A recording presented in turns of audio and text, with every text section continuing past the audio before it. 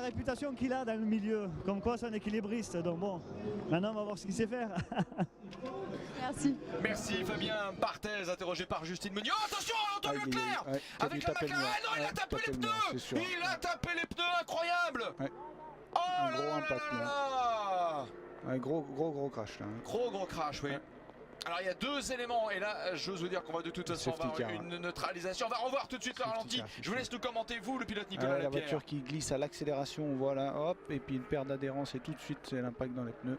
Impossible de faire quoi que ce soit. Oh, le choc est violent là, vraiment Antoine Leclerc, heureusement dans une voiture avec une très bonne sécurité active et passive aussi. Voilà, s'en sort bien, la voiture est neutralisée, confirmation.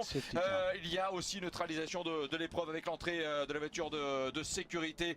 J'allais vous dire juste avant cela, Anthony Beltoise était en train de revenir sur les voitures du trio de tête et tout le monde rentre au stand. Tout le monde rentre au stand. Alors qui est leader? Est-ce que la voiture de tête est rentrée au stand? Je regarde en même temps très rapidement par rapport naturellement au petit transpondeur en fait, c'est-à-dire ces systèmes électroniques qui bipent les voitures à l'entrée de la voie des stands. Pour l'instant, j'ose vous dire que Franck Pereira est en train d'accomplir un tour supplémentaire. Il peut peut-être perdre du temps, mais l'essentiel, Nicolas Lapierre, c'est de voir, indépendamment de la douleur sous le casque, que Antoine Leclerc a pu sortir indemne de cette voiture. Le choc a été brutal, le choc a été violent. On revoit d'ailleurs ce qui s'est passé. Choc de face, oui, il a dû être sonné, mais il a l'air d'aller assez bien.